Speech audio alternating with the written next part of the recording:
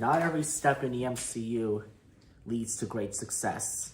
Sometimes it's for a lesson in hand. Following the mixed reception of Daredevil in 2003, Marvel at the time tried to expand its universe with a spin-off movie set around one character. That film, unfortunately, is the one I'm talking about in this video.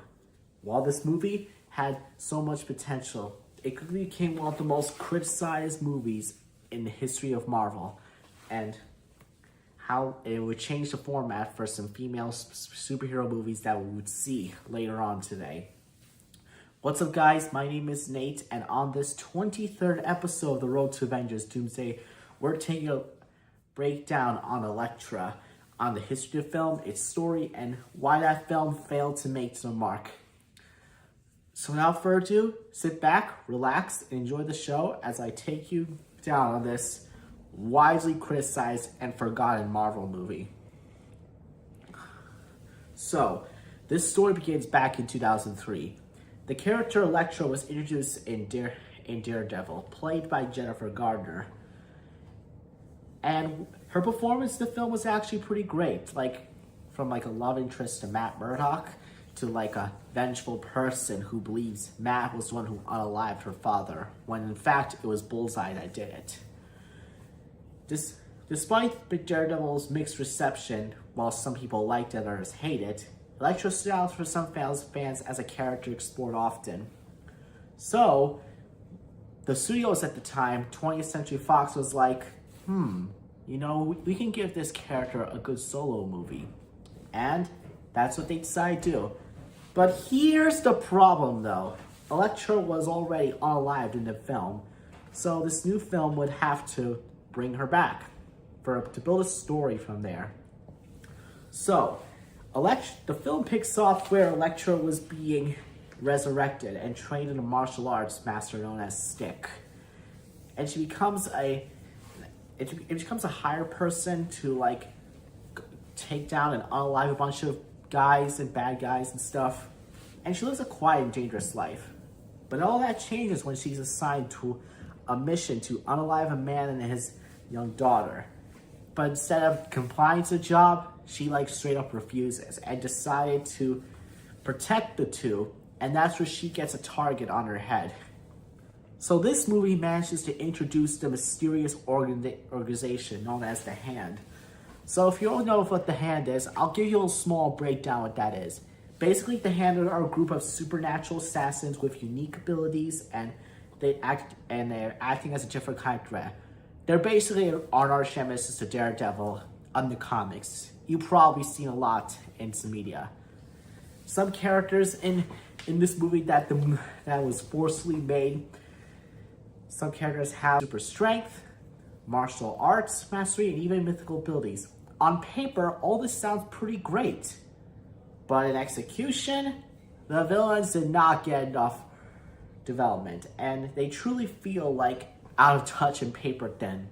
I remember when I was watching this, I was like, are these villains supposed to be threatening and evil? They feel like bland out video game NPCs. And that's how kind of one of the red flags that was wrong with this movie.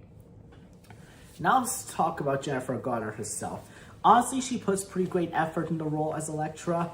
Physically, she's trained hard for the action sequences, and you can see that she brings the amount of charm for this character.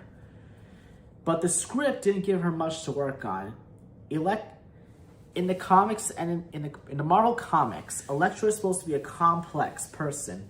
She is torn between her past, her moral, and identity. And instead, it feels like a flat wobble board right now.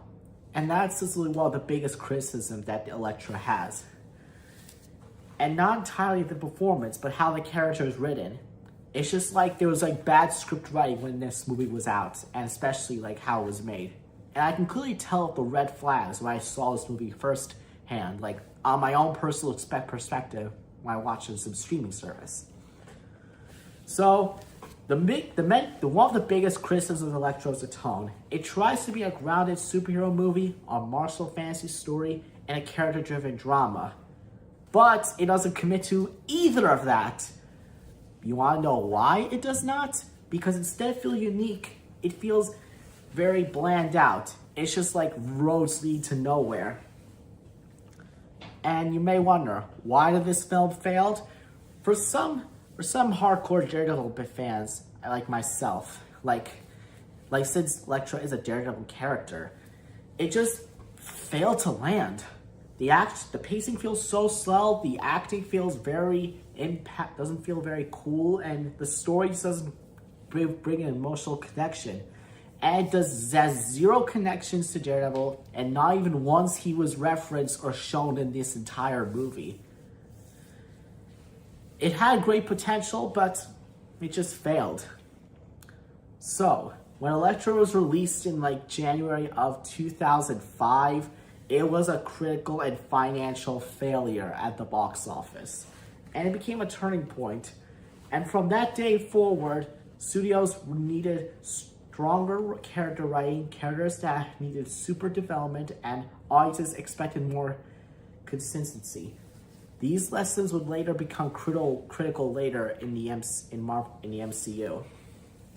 It just shows like how like when you make a spin-off of a specific character based on a franchise, you need to add some lore and give a connection to the fans. And that's what some movies would do, like later Marvel movies. And alright, now it's time to wrap up my thoughts in this movie.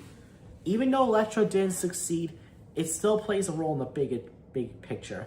It showed what not to do with a spin-off character. And sometimes that's just as important, because every misstep helped shape the future, leading to a more refined, more connected universe. Elektra had the potential to expand Marvel's world, but instead it became one of the most forgotten chapters in all of Marvel media. Still, on the road to Avengers Doomsday, even missteps matters, because they helped learn that Marvel needs to get things right, even if the character is well regarded unknown, which some people aren't a fan of. But yeah, that's all I gotta say for this video. If you enjoyed this episode of Nate Reviews, make sure you like and subscribe, and let me know down in the comments below. Do you think Elektra deserved a second shot, or you just don't agree with what I'm saying? But yeah, I'll see you guys in the next episode, and have a wonderful day.